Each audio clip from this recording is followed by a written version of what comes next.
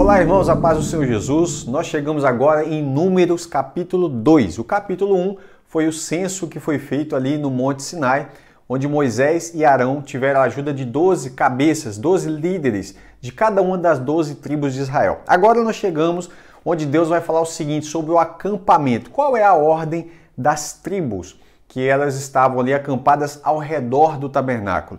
Então acompanhem os dois primeiros versos, diz assim, Números capítulo 2, verso 1 e 2. O Senhor disse a Moisés e a Arão: os filhos de Israel acamparão junto ao seu estandarte. Segundo as insígnias das casas de seus pais, eles acamparão ao redor da tenda do encontro e de frente para ela. Olha que interessante. Você tem o tabernáculo e o Senhor já tinha falado o seguinte, os levitas vão acampar em volta do tabernáculo. Então eu já coloquei aqui os levitas. Você vai entender essa divisão dos levitas aqui no próximo capítulo. Então não perca o terceiro capítulo. Se você não viu o primeiro, assiste ele também. Pode ser um pouco longo o estudo do primeiro capítulo, mas é muito rico, tá? Muito importante você entender. No próximo capítulo, eu vou voltar aqui, vou apagar o que tiver aqui em volta para a gente trabalhar esses três grupos da tribo de Levi, que são os meraritas, os gersonitas e os coatitas. Isso são os levitas, né? Todos são filhos de Levi, mas da casa de Merari, de Gerson e de Coate, tá bom?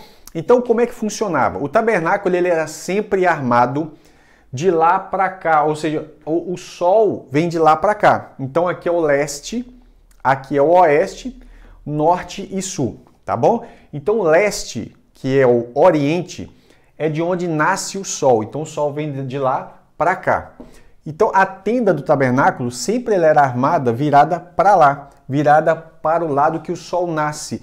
Isso faz com que, olha que coisa linda, as primícias dos raios solares, ou seja, os primeiros raios solares, viessem a iluminar de frente a porta de entrada da tenda, né, que é essa tenda do tabernáculo. Em volta do tabernáculo, como eu falei, ficava os levitas, tá? Seja os levitas da casa de Merari, os gersonitas, né, de Gerson ou de Coate, eles estavam em volta. À frente vinha quem? Moisés e Arão e os sacerdotes. Os sacerdotes quem são? São todos aqueles da casa de Arão, tá? E aí você vai ver que especificamente aqueles descendentes de Arão são os sacerdotes, eles vão estar aqui à frente da tenda, tá bom? Na porta aqui. Então vamos lá, vamos começar para a gente ver como é que fica essa divisão das tribos na localização. Primeiro, toda tenda que fosse armada aqui em volta, seja dos levitas ou seja das outras tribos, tinha que estar com a sua porta voltada de frente para o tabernáculo. Ou seja, você armou a tenda aqui, ela tem que estar virada para lá. Armou a tenda aqui, ela tem que estar virada para cá. Ou seja, o tabernáculo, que tipifica Cristo, e nós falamos muito disso em Êxodo, né? Ficou muito claro, ele é o centro, né, das atenções de todo o povo de Deus. Então você tem o povo de Deus aqui acampado em volta, que coisa linda, e todas as vezes que você abria a porta da sua casa, a sua tenda, você abria ela de manhã, qual é a primeira imagem que você via? A do tabernáculo. Como que é legal, né? Isso aqui. E aí nós vamos ver como é que ficava a divisão dessas tribos. Então eu vou colocar aqui primeiro uma setinha para você lembrar, né, para onde que estava voltada as tendas, cada uma das tendas de cada região, tá? Seja que você estivesse no norte, no sul, ou no leste, ou oriente e oeste, ocidente, então você teria que ter essa ordem. A tenda, que tipifica Cristo, é o centro das atenções e é o centro da vida, né, da comunidade do povo de Deus, tá bom? Então guarda isso aí no seu coração que já é uma coisa preciosa. A primeira grande lição desse estudo maravilhoso. Segundo, o que vai acontecer? Se você pegar o terceiro verso, o segundo verso fala, os filhos de Israel acamparão junto ao seu estandarte, né? Segundo as insígnias da casa de seus pais. E aí, o que acontece? Você tinha os acampamentos principais que eram de 4 tribos. Então você tinha aqui, por exemplo, a principal tribo é a tribo de Efraim. Aqui está a turma de José, tá? Você vai entender por que eu estou falando a turma de José. Do lado oposto, tá aqui, você tem Judá. Tá bom? Então você tem Efraim e Judá. São as principais. Aqui você tem Dan. Para você não esquecer, eu vou escrever Dan aqui sim também, ó, Dan. Você vai entender por que eu coloquei Dan, tá? Aqui nós temos Ruben. Vou fazer mais aqui.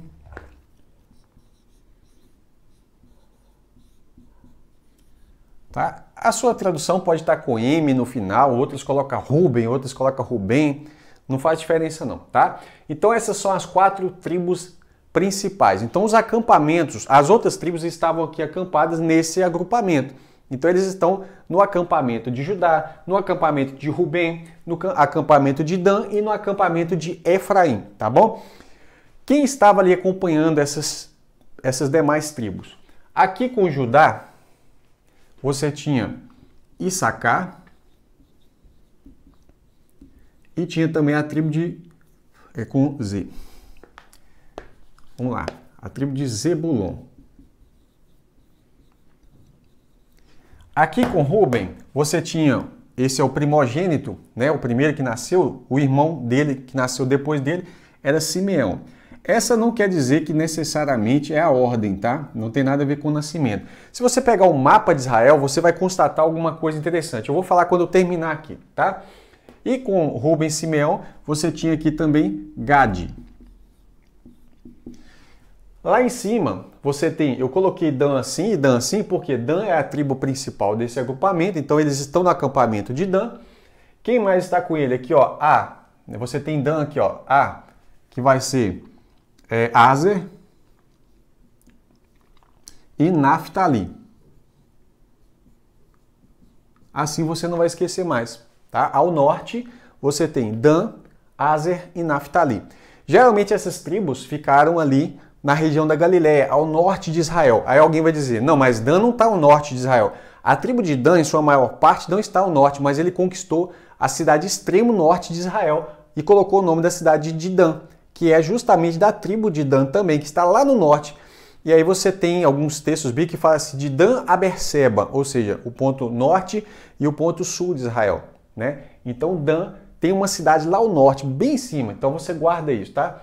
Então Dan tem um território lá ao norte, Aser e Naftali estão ali em volta do Mar da Galileia, né? E aí você vai ter ali também, Zebulon está ali naquela região, Issacar. Do lado de cá, aqui você tem Ruben, Simeão e Gade. E aqui você tem Efraim. Eu falei que aqui é a turma de José, não é isso? Então se você guardar aqui, eu vou colocar aqui José. José, não existe tribo de José, tá?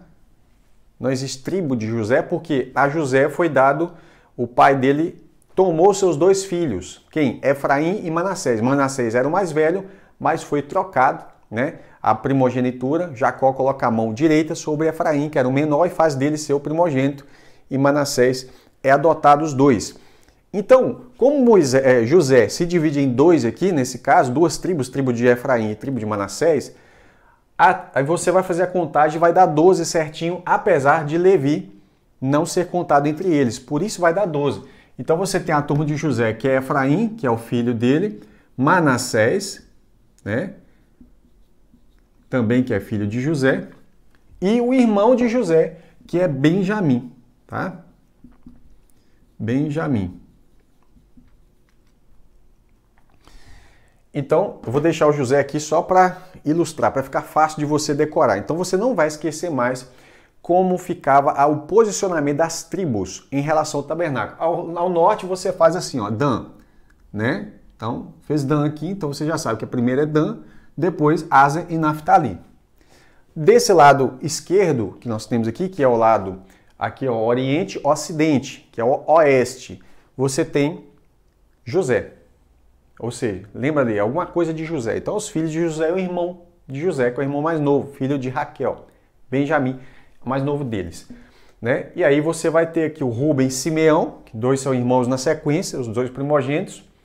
Gade, que entra nessa sequência, né?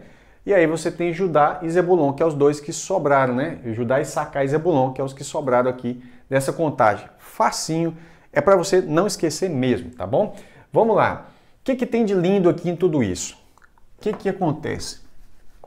Aliás, tudo isso já é lindo, né? Tudo que nós falamos até agora, dos raios solares, as primícias dele vir pegar de frente o tabernáculo, né? Lembrando que Jesus é chamado de sol da justiça lá em Malaquias, e toda essa relação é muito bonita. Não é à toa que o tabernáculo ele não ficava virado para o norte, não ficava virado para o sul e nem virado para o ocidente, ele ficava virado para o oriente porque o sol nascia de lá para cá.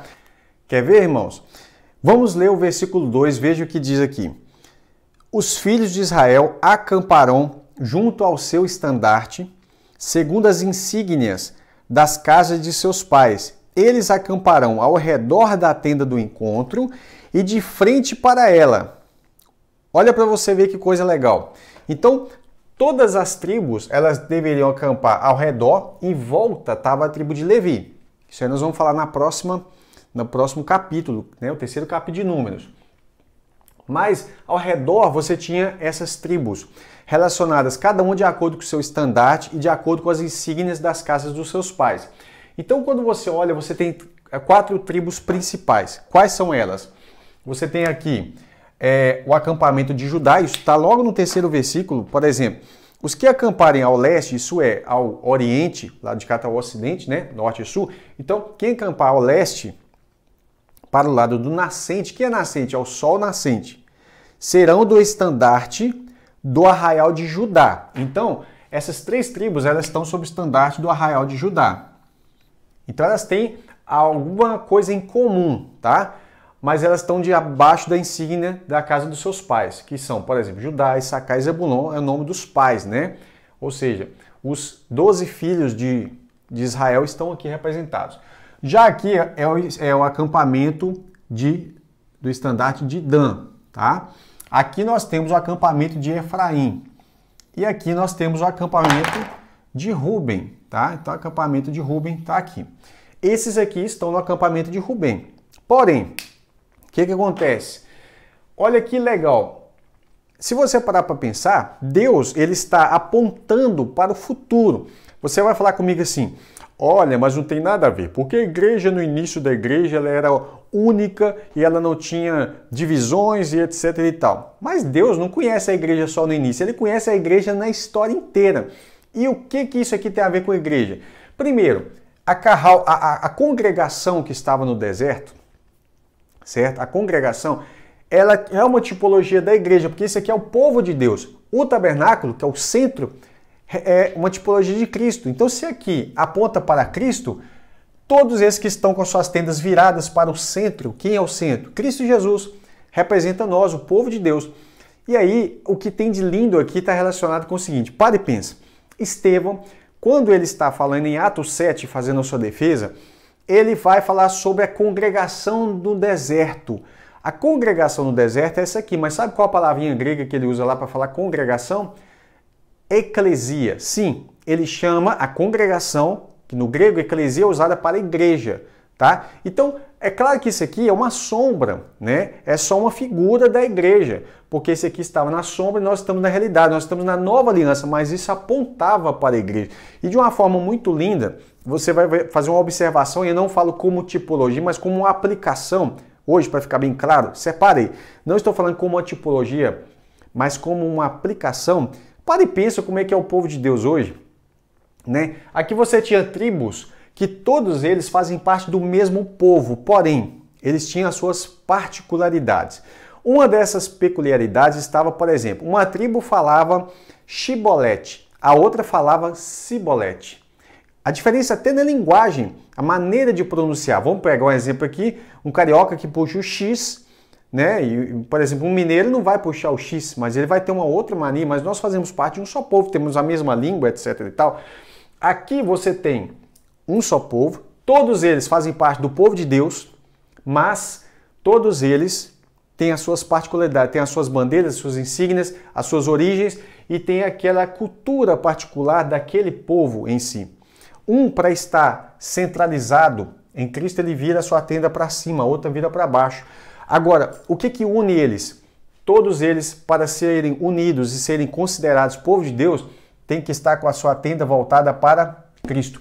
E é isso para o tabernáculo, que é uma tipologia de Cristo. Aplicando isso na igreja hoje, toda congregação todo agrupamento de irmãos, se a doutrina deles estiver virada para Cristo, centralizando Cristo, é uma pregação cristocêntrica, as músicas são cristocêntricas, a doutrina, toda a prática, ela é relacionada com Cristo, ela é uma igreja. A partir do momento que essa tenda, que é essa reunião de irmãos aí, ela vira para outro lado, ela já não é uma igreja, ela é uma seita.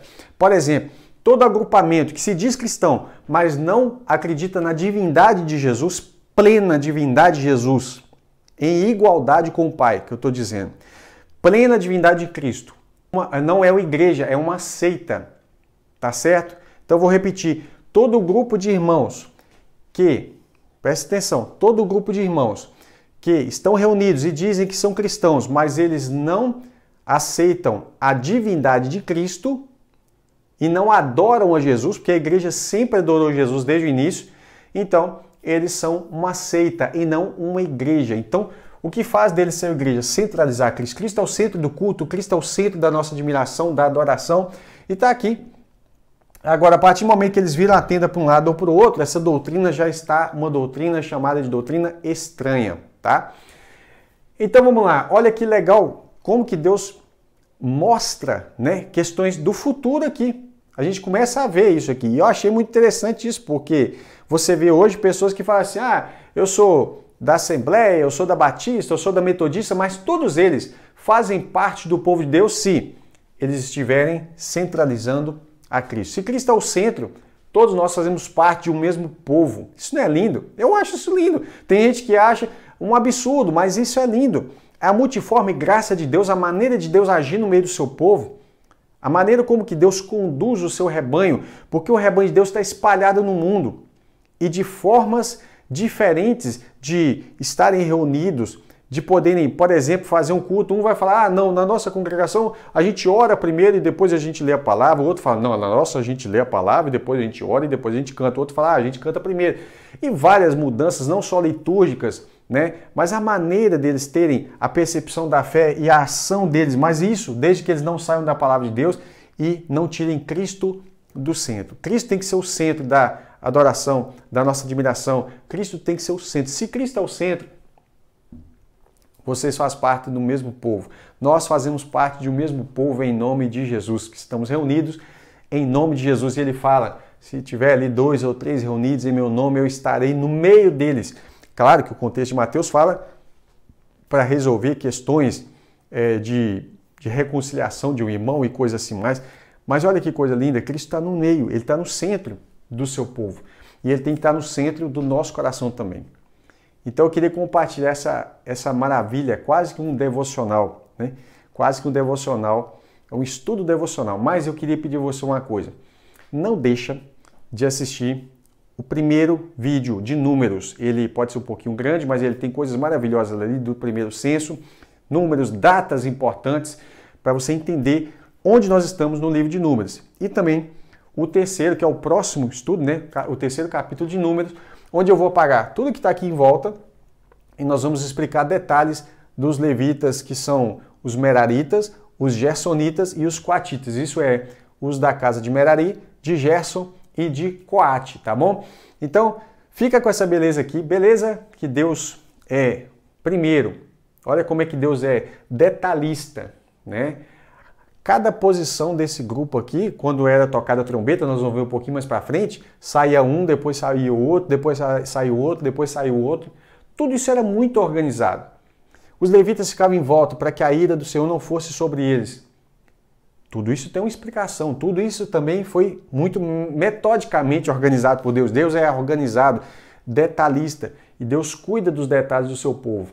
E o mais interessante, Deus tem um só povo, porém esse um só povo tem várias bandeiras, tem várias insígnias, tem vários líderes que começaram ali, você tem que Judá, Issacar, Zebulon, e tudo isso aponta para a grandiosidade da igreja do nosso Senhor e Salvador Jesus Cristo.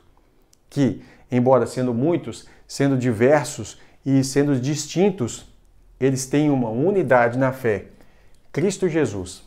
E isso faz com que aqueles muitos se tornem um só em todo o mundo e em todos os tempos da história. Agora para e pensa comigo que coisa maravilhosa que Deus está desenhando aqui para nós, de certo modo. Veja bem, Não estou falando que seja uma figura exata, mas vamos fazer uma aplicação para hoje. Como é que é a igreja hoje? Né? Veja bem, aqui você tem várias tribos, 12 tribos diferentes, patriarcas diferentes, culturas diferentes, porque embora é um só povo, eles já tinham os seus costumes e prova disso, até a maneira de falar era diferente em determinados tribos. Uma falava chibolete, outra falava cibolete, né? E aí você vai observando esses detalhes, bandeiras diferentes, insígnias diferentes, eles participavam de acampamentos e agrupamentos com outras tribos que se associavam de alguma forma, que são diferentes, mas tudo faz parte de um mesmo povo. Detalhe, você vai falar assim, mas isso não pode apontar para a igreja de forma alguma. Por quê? Porque a igreja hoje em dia tem muitos problemas. Deus sabe que a igreja tem muitos problemas, é claro que ele sabe. E ele vira para as 7 igrejas, por exemplo, do Apocalipse, e ele aponta os problemas delas e mesmo assim ele chama elas de igreja. Ele não chama ela de outros nomes, é igreja. Ao anjo da igreja que está em tal lugar. Ele não fala, isso aí é um sistema, uma prostituta. Não, ele não faz isso, é uma igreja. Né? Agora para e pensa, você acha que esse povo não tinha problema também? Esse povo era extremamente problemático. E foi por causa desse povo aqui, por exemplo, que o primeiro censo que nós contamos agora em Números capítulo 1, ninguém daquele primeiro censo entra na Terra Prometida. Todos eles morreram no deserto, com exceção de Josué e Calebe.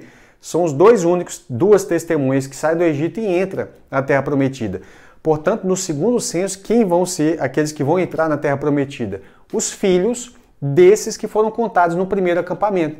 Então, no primeiro censo. Então, essa turma, eles eram muito problemáticos. E os filhos também eram problemáticos. E muitos foram morrendo no deserto por causa da rebeldia, da rebelião. Não é exatamente o que acontece com a igreja hoje. Contudo, Deus tem sempre os seus fiéis ali dentro. E aí o que acontece? Apesar de toda a diferença, de todas as divergências, se a centralidade daquela igreja é Cristo, ela faz parte de um mesmo povo. Agora, a partir do momento que ela começa a olhar para outros lados e vira a porta da tenda, vamos dizer assim, doutrinariamente, né? E nas suas práticas de fé, ela sai de Cristo e Cristo já não é mais o centro, o objetivo, né? Não é por meio de Cristo que se alcança a salvação, então pode ter certeza, isso aí é uma seita mesmo, né? Então você sai fora. Primeira pergunta que eu sempre falo, o que você deve perguntar quando você chega numa igreja para saber se você deve, né, entender que ali é uma igreja ou uma seita? Primeira pergunta, para vocês, Jesus Cristo é Deus, assim como o Pai é Deus? Está no mesmo nível? Segunda pergunta, se falar que não, você já sai dali. Segunda pergunta, vocês adoram a Jesus? Porque se não, então não é igreja. Porque a igreja sempre adorou Jesus. Jesus é o Cordeiro de Deus e Jesus é adorado. Eu já mostrei isso em Apocalipse, por exemplo, como que Jesus é adorado exatamente igual ao Pai. A honra, a glória, o louvor, a autoridade, o poder, o domínio, tudo é dado ao Cordeiro. Então Cristo é o centro da adoração da igreja.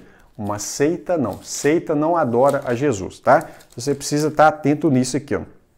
Você vai pegar aqui, ó, Apocalipse capítulo 5, lê ele todo, capítulo 5, e aí vai falar o seguinte, ó, no verso 12, digno é o Cordeiro que foi morto de receber o poder, a riqueza, a sabedoria, a força, a honra, a glória e louvor. Então ouvi que toda criatura, Apocalipse 5,13, toda criatura que há no céu, sobre a terra e debaixo da terra e sobre o mar, tudo que neles há, estava dizendo, àquele que está sentado no trono e ao Cordeiro. Olha a adoração para quem está indo. Ao que está sentado no trono e ao Cordeiro. Sejam o louvor, a honra, a glória, o domínio para todos sempre. E os 4 seres viventes respondiam, amém. Também os anciãos se prostraram e adoraram. A quem? Ao que está sentado no trono e ao Cordeiro. Portanto, qualquer tenda, vamos dizer assim, que é uma tenda aqui que eu quero dizer, qualquer grupo que se reúne e diz que está reunindo em nome de Jesus, mas não adora Jesus e rejeita a divindade de Cristo plena, não é 99,9%, porque isso não existe. Rejeita a divindade plena de Cristo, é uma seita, não é uma igreja, tá? Portanto, o que define que nós somos povo de Deus é a centralidade de Cristo. Que Deus te abençoe. E aí, que você possa ter esse discernimento, né? E que Deus possa ampliar os nossos horizontes ao ler a palavra de Deus com tantas pérolas, tantas delícias que você vai lendo, e aí a Bíblia vai revelando coisas profundas para nós, não é verdade? Agora para aí, pensa só um pouquinho.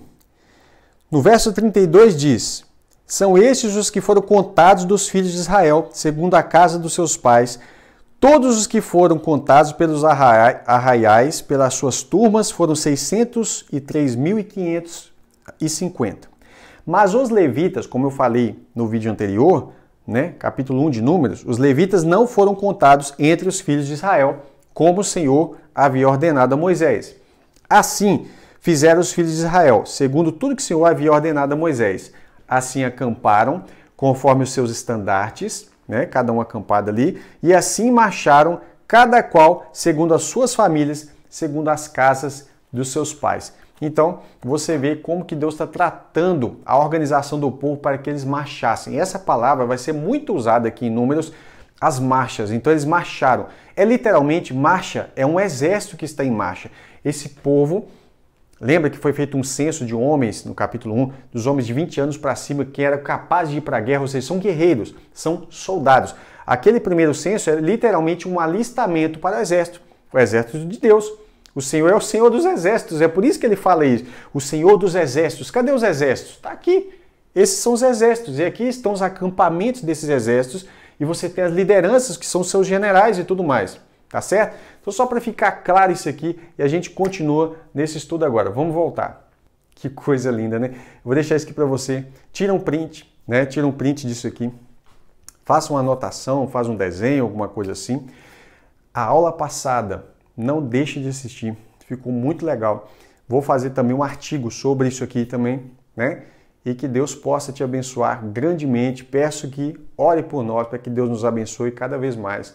E eu estou muito feliz em ter tido um pouco da percepção sobre isso aqui, apontando também para a igreja, na multiforme graça de Deus, que o Senhor possa operar também no meu e no seu coração. Amém? Que Deus te abençoe. Até o próximo estudo, se Deus quiser.